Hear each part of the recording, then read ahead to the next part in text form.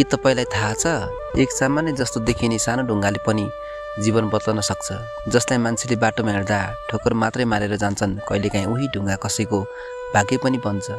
आज हामी सुनाउन लागेका छौँ एउटा यस्तो ढुङ्गाको कथा जो आफैलाई बेकार ठान्थ्यो, तर समयले उसलाई यस्तो मोड दियो कि ऊ इतिहास नै बन्यो। पहाडको फेदीमा बस्ने एउटा सानो गाउँको माथिबाट आएको ठुलो चट्टान फुटेर एउटा सानो ढुङ्गा बाटो छेउमा टुक्रिएर खसिएको थियो। हरेक दिन त्यो ढुङ्गाले देख्थ्यो मानिसहरू उसलाई ठोकर मारेर अगाडि बढ्थे। कोही उठाएर हेर्दैन, कोही उसलाई महत्त्वपूर्ण ठान्दैन। राति चन्द्रमालाई हेर्दै ढुङ्गा सोध्छ कि म साँच्चै बेकार हुँ, मेरो कुनै मूल्यै छैन।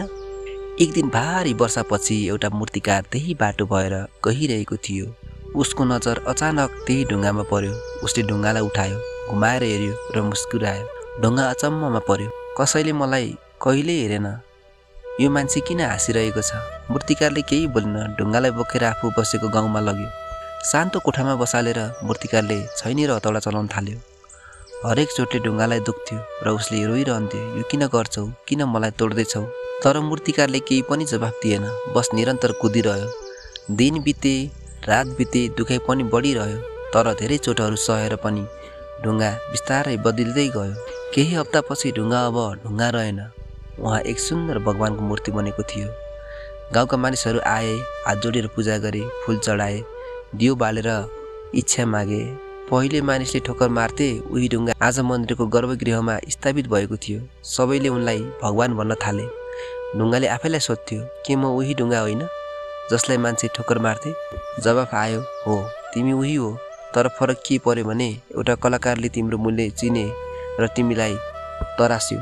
साथीहरू, यो कथामा भएको ढुङ्गा हामी सबै हौँ। जीवनमा धेरै पटक मानिसहरूले आफ्नो क्षमता नदेख्न सक्छन्, आफैले पनि आफैलाई कमजोर ठान्न सक्छौँ। तर सङ्घर्ष, कठिनाइ र चोट यिनैले हामीलाई बदलन्छन्। यिनै दुखाइबाट हाम्रो वास्तविक पहिचान जन्मिन्छ। दुनियाँले जसलाई ढुङ्गा भन्छ, यदि सही हातले तरासियो भने उसैलाई भगवान बनाइदिन्छ। जब जीवनले चोट दिन थाल्छ, डराउन रोकिनु पर्दैन। सायद त्यही छैनी, त्यही हतौडा तपाईँलाई तपाईँको वास्तविक रूप देखाउन आएको हुन्छ। किनकि कुनै ढुङ्गा बेकार हुँदैन, मात्र उसको मूल्य चिन्न सक्ने नजर चाहिन्छ। यदि यो नेपाली कथा मन पर्यो भने कुन भागले छोयो भन्ने कमेन्टमा लेख्नुहोस्। अझै धेरै प्रेरणादायक कथाहरूका लागि च्यानललाई सब्सक्राइब गर्न नबिर्सिनुहोला। फेरि भेटौँ अरू कथा लिएर कथाको गुफाबाट।